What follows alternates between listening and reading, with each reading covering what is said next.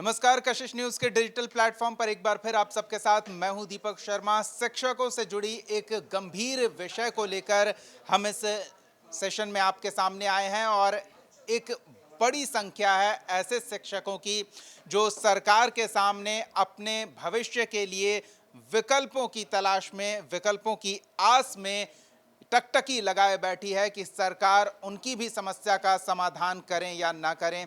लेकिन उनकी बात तो पहले सुने और उनकी बात अगर तर्क सम्मत लगती है, उनकी समस्या अगर जायज़ लगती है तो उसके समाधान के लिए पहल की जाए। और अगर उनकी समस्या का समाधान नहीं है तो ये स्पष्ट करे सरकार कि क्यों नहीं है। तो हम ऐसे ही कुछ शिक्षकों से बात करते हैं और ये शिक्षक बड़ी जवाबदेही अपने कंधे पर लेकर सरकारी विद्यालयों में बच्चों के बीच मौजूद रहते हैं। वो कहते हैं ना कि एक स्वस्थ शरीर में ही स्वस्थ मन का वास होता है और मन चंगा तो बच्चे पढ़ाई लिखाई में भी बेहतर प्रदर्शन कर सकते हैं। तो बच्चों के शारीरिक स्वास्थ्य को लेकर जो पीटी शिक्षक स्कूलों में नियुक्त किए गए थे, उनसे संबंधित समस्या इस वीडियो में हम आपके सामने लेकर आए हैं। तो कुछ ऐसे पीटी शिक्षक भी हमारे बीच हैं, तो हम कुछ उनसे बातचीत करते हैं, उनकी समस्या को समझते हैं और क्या निदान की उम्मीद लगाए हैं वो भी जानते हैं। पहले तो आप अपना परिचय दें। सर, मेरा नाम अभय कुमार मिश्रा हुआ और मैं भागलपुर जिला में शारीरिक शिक्षा स्वास्थ्य अनुदेशक पद पर कार्यरत हूँ। और हम लोग सर आज 2 वर्षों से सरकार से लगातार गुहार लगा रहे हैं कि हम लोगों को भी पूर्णकालिक किया जाए और जो पहले के पीटी शिक्षक हैं, शारीरिक शिक्षक हैं, उसमें समायोजित करते हुए हमें भी वो वेतन, वो सुविधा, वो लाभ मिलना चाहिए। क्योंकि सर हम इसलिए इस मांग को रख रहे हैं क्योंकि 2019 में हम लोगों ने स्टेट परीक्षा जो सरकार ने कंडक्ट की थी छठे चरण वाले शिक्षक के साथ, हम लोगों ने भी वो स्टेट पास किया। स्टेट पास करने के बाद नियोजन इकाई में पूरे बिहार में घूम घूम करके हम लोग नियोजन इकाई में फॉर्म डालते हैं। फिर नियोजन इकाई के द्वारा हम लोगों को जो है काउंसलिंग कराई जाती है। उसके बाद हमें विद्यालय बताया जाता है कि आप इस विद्यालय में आपका चयन हुआ है। तो जब सारा आहारता हमारा वो है, सारा जब प्रक्रिया हम भी वो पूर्ण करके आए हैं, तो फिर आज हमें उन शिक्षकों से अलग क्यों? आखिर नहीं, एक चीज हम ये समझना चाहते हैं कि आप अलग किस तरह से हो गए? जब प्रक्रिया वही है, योग्यता वही है, तो आप अलग कैसे माने जा रहे हैं? ये सरकार की सर अब इस नीति से ही हम लोग खुद आज परेशान हो चुके हैं। जब से फॉर्म डाले उस समय नोटिफिकेशन में कहीं पहले जिक्र नहीं किया गया कि आपको 8,000 मिलेगा। हम लोगों ने जब फॉर्म डाला था सर बड़ी उत्साह से डाला था।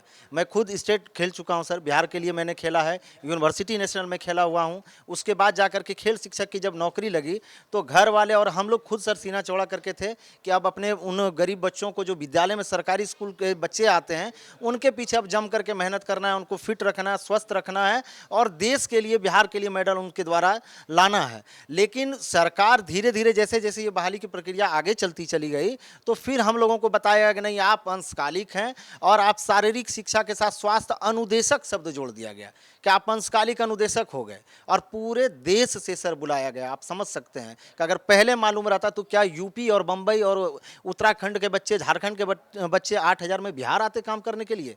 उतना तो वो कैंप चला करके कहीं पर कमा सकता है एक फिजिकल टीचर। आप कह रहे हैं 8,000 महीने आपको मानदेय या वेतन जो भी कह ले सरकार की ओर से मिलता है? जी जी, बस 8,000 है सर और 200 रुपये वार्षिक वृद्धि, 60 साल की नौकरी, बताइए। उसके बाद मिडिल स्कूल में हमारी ज्वाइनिंग हुई है। तो फिर सरकार आखिर 2 वर्गों में क्यों आप बांट रहे हैं शिक्षकों को?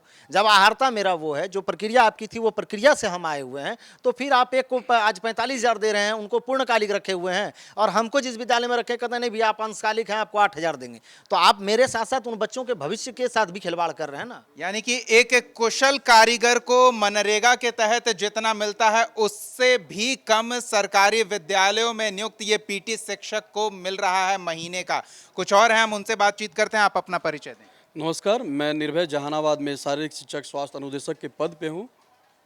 निर्भय जी, क्या समस्या आ रही है? अभी तो एक सबसे बड़ी समस्या जो मुझे दिख रही है कि आप एक कुशल कारीगर मनरेगा में जो काम करता है उससे भी कम वेतन पर, उससे भी कम मानदेय पर, जो भी सरकार शब्द उपयोग में लाती है, आप बच्चों को विद्यालय में शारीरिक शिक्षा से संबंधित उनके पठन पाठन की व्यवस्था देखते हैं क्या?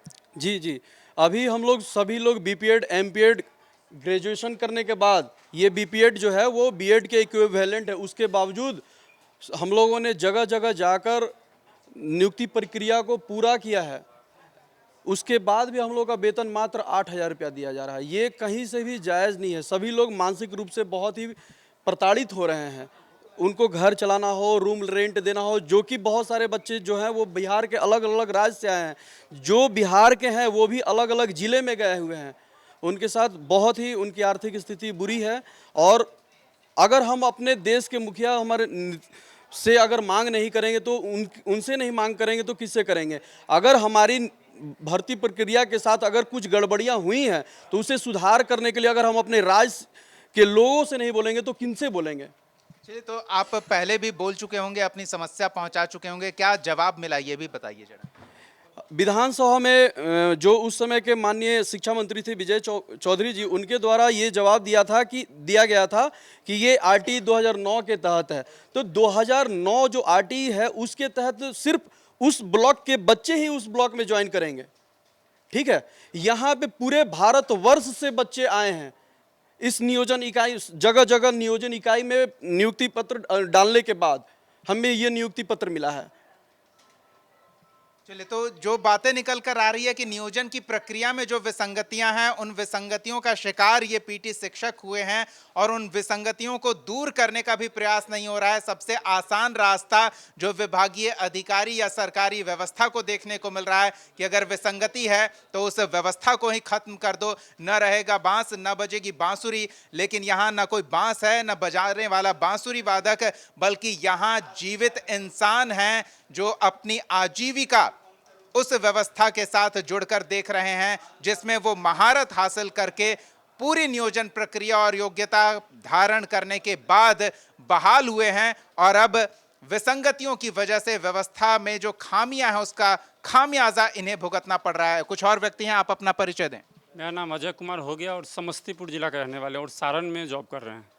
मतलब अजय जी समस्तीपुर में रहकर सारण में नौकरी कर रहे हैं, किराया ही आपके वेतन का आधा चला जाता होगा, खाते पीते कैसे होंगे और परिवार का भरण पोषण कैसे करते होंगे, ये मैं समझ नहीं पा रहा हूं। आप जरा हमारे दर्शकों को बताएं।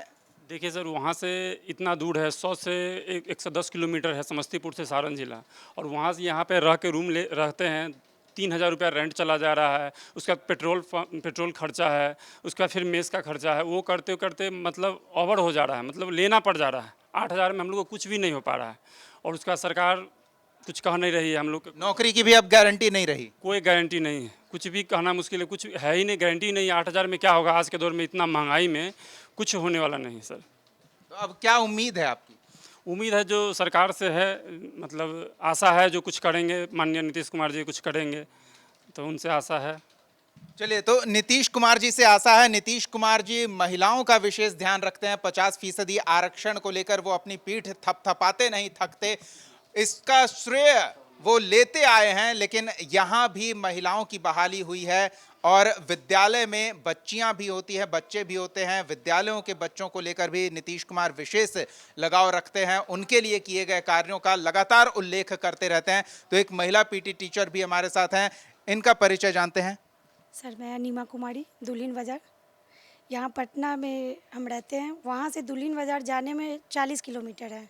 समझिए जाने आने में ही आधा खर्च निकल जाता है।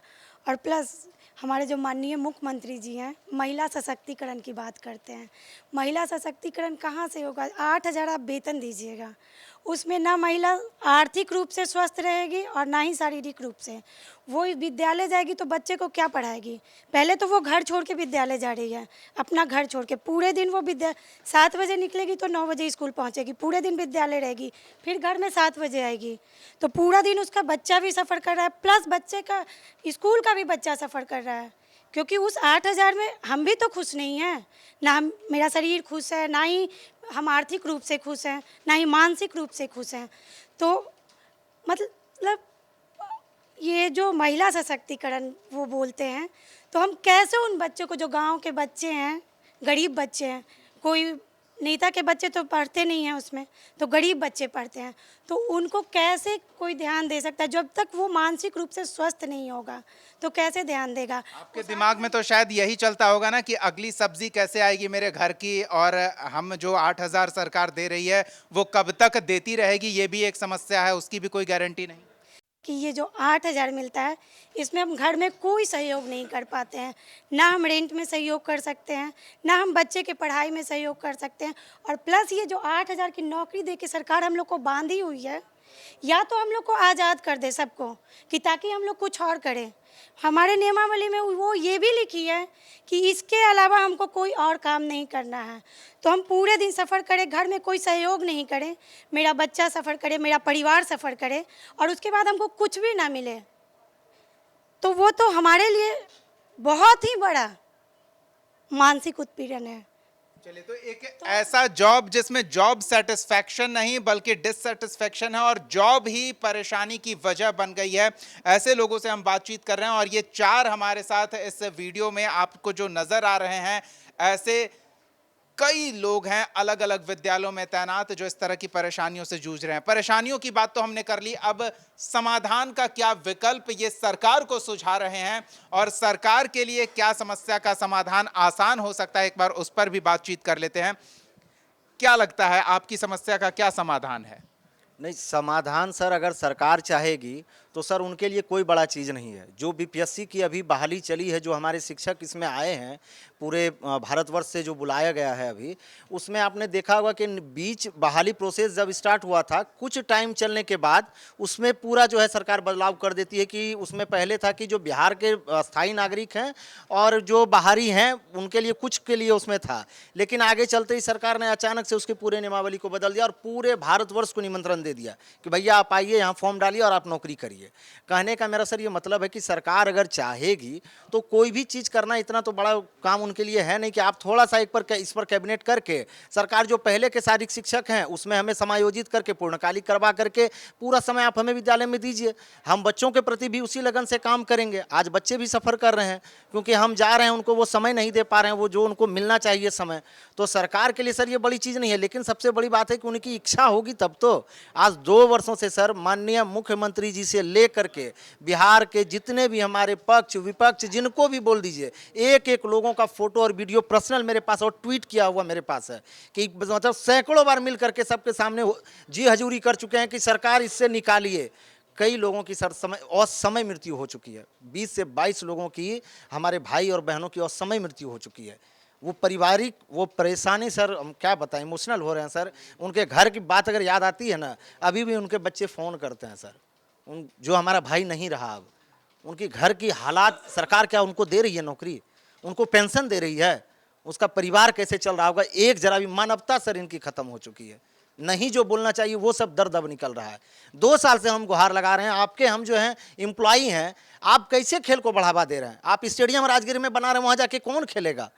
बच्चे हम तैयार ही नहीं करेंगे तो राजगीर में किसको आप खिलाइएगा? जो पूंजीपति के बच्चे हैं आप उनको ले जा करके वहाँ भर्ती कराइएगा। जो गांव कस्बे और सरकारी स्कूल के बच्चे हैं तो फिर उसी जगह पर फंसे रह जाएंगे ना। उनको निकालने के लिए एक फिजिकल टीचर होता है और आप उन बच्चों को मजबूत कर नहीं रहे हैं। उन बच्चों को मजबूत करने के लिए आपको हमारा हाथ मजबूत करना होगा। किसी विद्यालय में बच्चों को पूर्णकालिक फिजिकल टीचर मिल रहा है और किसी विद्यालय में आप कहते हैं कि नहीं जाइए, असेंबली कराइए, थोड़ा मोड़ा आप वर्जिश करा करके आ जाइए। फिजिकल टीचर बस वर्जिश के लायक रह गए हैं। तो बच्चे सर आज इतनी समाज की स्थिति खराब हो गई है कि आप कैसी कैसी घटनाएं हो रही है पूरा देश देख रहा है सर। फिजिकल टीचर बैकबोन होता है सर किसी विद्यालय का, सारी जिम्मेदारी उनके हाथ में होती है। बच्चों का अनुशासन, बच्चों के उनके रहन सहन, व्यवहार, चलना बोलना, उठना खेलना, विद्यालय में उनका क्या प्रभाव पड़ रहा है, किस तरीके से वो ग्राउंड पर बिहेव कर रहे हैं, उन सब चीज़ों की जिम्मेदारी हमारी होती है। और आप हमारा हाथ कमज़ोर कर रहे हैं तो कहाँ से आप अनुशासन पाएंगे, कहाँ से आप स्पोर्ट्स में बच्चों को आगे ले पाएंगे?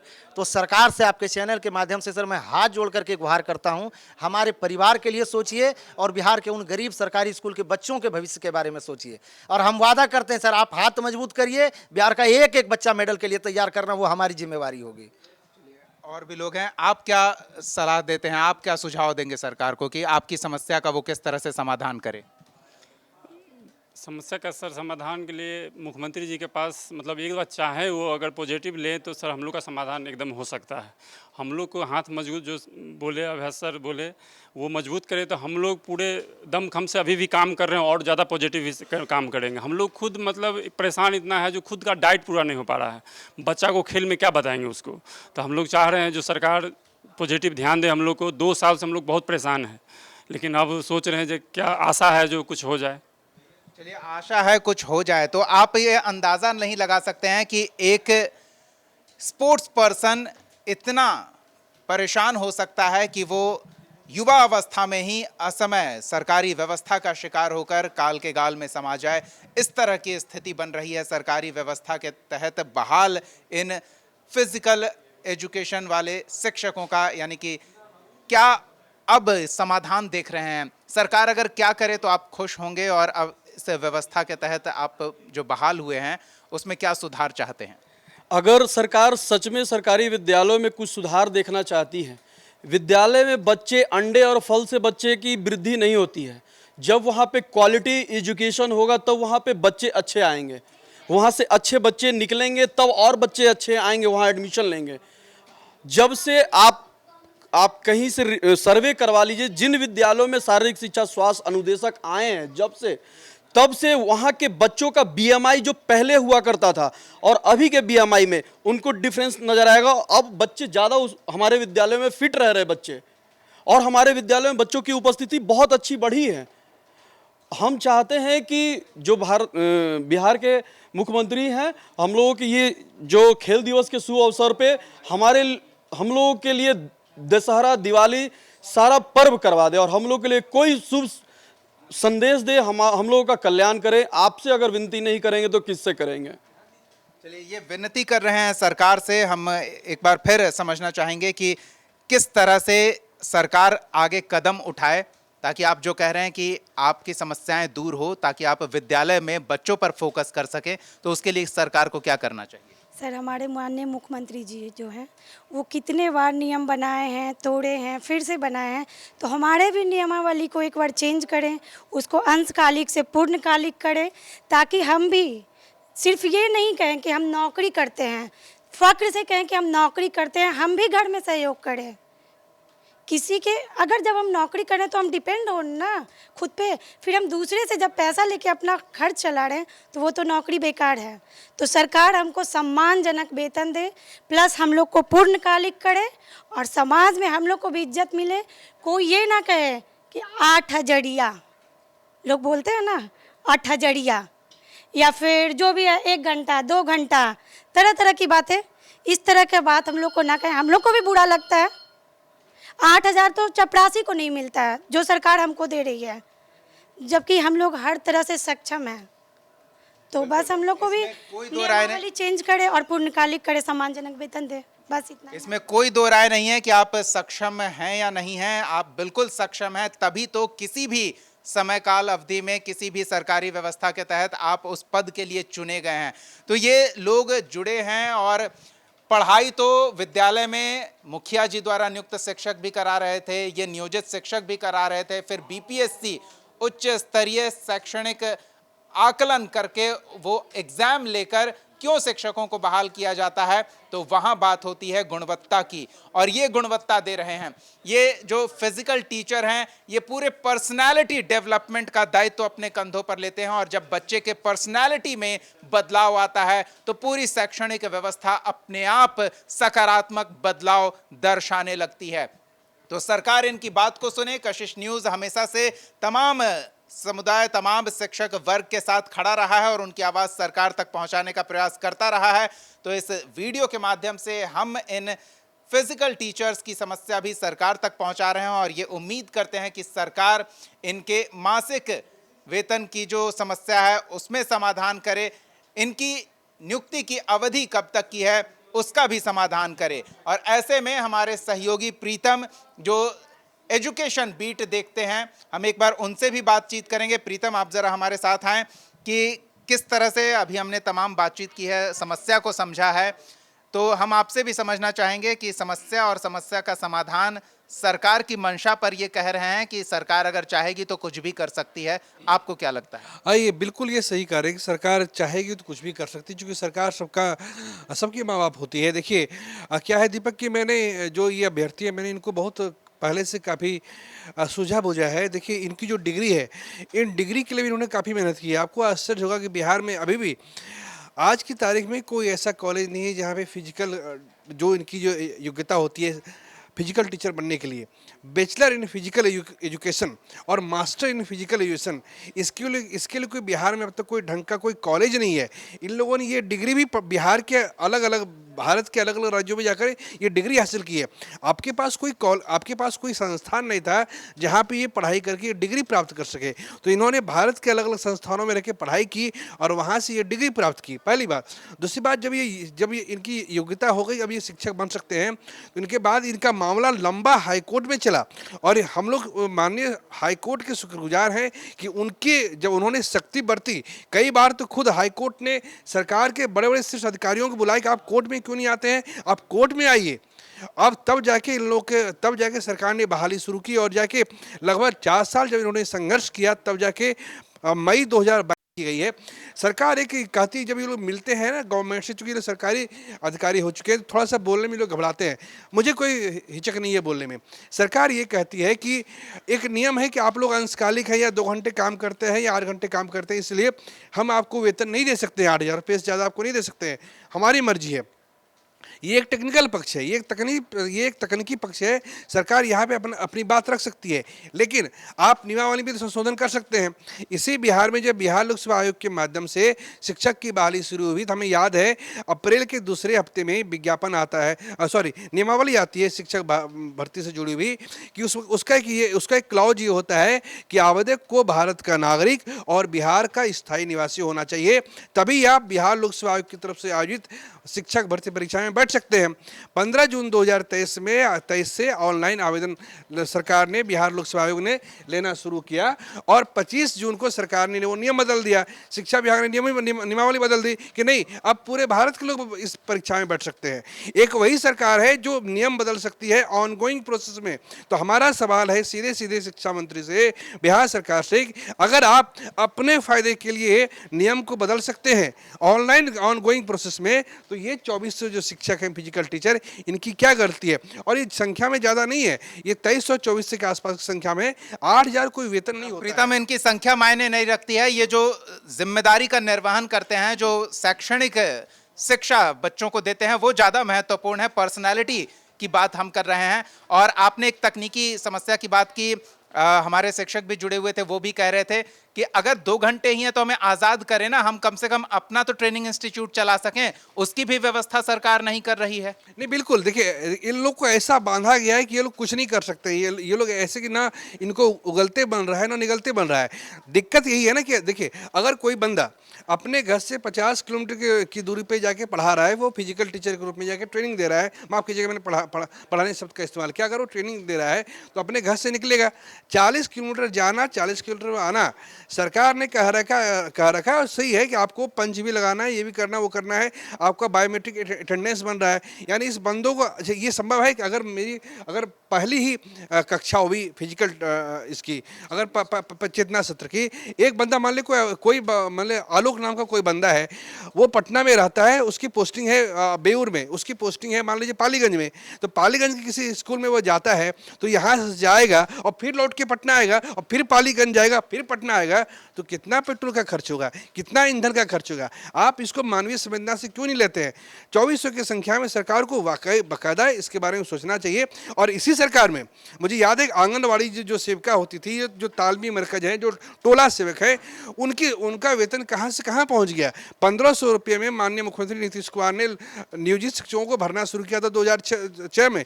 आज उनकी सैलरी 45,000 के आसपास है, 35,000 के आसपास है। इनकी भी ज़रूरतें होती है और समाज में एक सम्मान का जरिया होता है सरकारी नौकरी। इनकी कोई गलती नहीं है। आप पहले ही कह देते ना कि 8,000 में हम आपको ज्वाइन कर रहे हैं। ये सुनने में कितना अटपटा लगता है कि एक ही स्कूल में कोई है, उसकी सैलरी 50,000 है, 55,000 है, 1.25 लाख तक की सैलरी है, और इनकी गलती क्या है कि ये केवल ये फिजिकल टीचर है। फिजिकल टीचर ये जो है, देखिए क्या हुआ था कि जब हमें याद है जब मनमोहन सिंह की सरकार थी तो यूपीए फेज़ 2 का दौर चल रहा था। उस टाइम में कोई एक अभियान चला जिसके तहत ये मैंडेटरी किया गया है कि क्लास 1 से लेकर 8 तक के सभी सरकारी स्कूलों में कम से कम एक की संख्या में फिजिकल टीचर का होना जरूरी है। बिहार में सरकार देर से जाएगी, 2015-16 के आसपास जाएगी, उसके बाद इनकी बहाली होने में 6 साल का समय लग गया। मुझे सरकार की नीयत पे कोई संदेह नहीं है। यकीनन नीतीश कुमार जी ने लोगों को रोजगार दिया है, काफ़ी संख्या में, लाखों की संख्या में लोग बहाल हुए हैं। सरकार थोड़ी सी इन लोग के प्रति दयालुता बरते, दया बरते, तो इनकी ज़िंदगी बन जाएगी। मेरे कहने का संदर्भ यही है कि आप उस नियम को लेकर मत बैठिए कि नहीं हमने जो कहा ये होगा। आपने ही नियम बदला है, आपने ही कई बार नियम बदला है, तो आप प्लीज़ अगर इस नियम को बदल लीजिएगा तो बिहार में काम कर रहे इन 2,500 शिक्षकों का भला हो जाएगा, फिजिकल टीचर का भला हो जाएगा। सरकार इन 2,500 शिक्षकों की ना सोचे, सरकार उन 2.5 लाख बच्चों की सोचे जो कम से कम हर जिले में सरकारी स्कूलों में पढ़ने आ रहे हैं, और ऐसे हर जिले में फिजिकल टीचर्स हैं। उनकी समस्या का अगर समाधान कर दिया गया तो उन बच्चों का भविष्य मजबूत होगा, ये तो तय होगा। तो सरकार इस दिशा में पहल करे, इनकी समस्याएं सुने, उनके समाधान के लिए सकारात्मक पहल करे। इस वीडियो के माध्यम से हम ये सरकार से अपील कर रहे हैं। बहुत बहुत धन्यवाद हमारे साथ जुड़ने के लिए। कशिश न्यूज़ के डिजिटल प्लेटफॉर्म के साथ जुड़े रहें, हमें सब्सक्राइब करना ना भूलें और नोटिफिकेशन आप तक सबसे पहले पहुंचे हर वीडियो का बेल आइकॉन दबा दें। बहुत बहुत धन्यवाद। नमस्कार।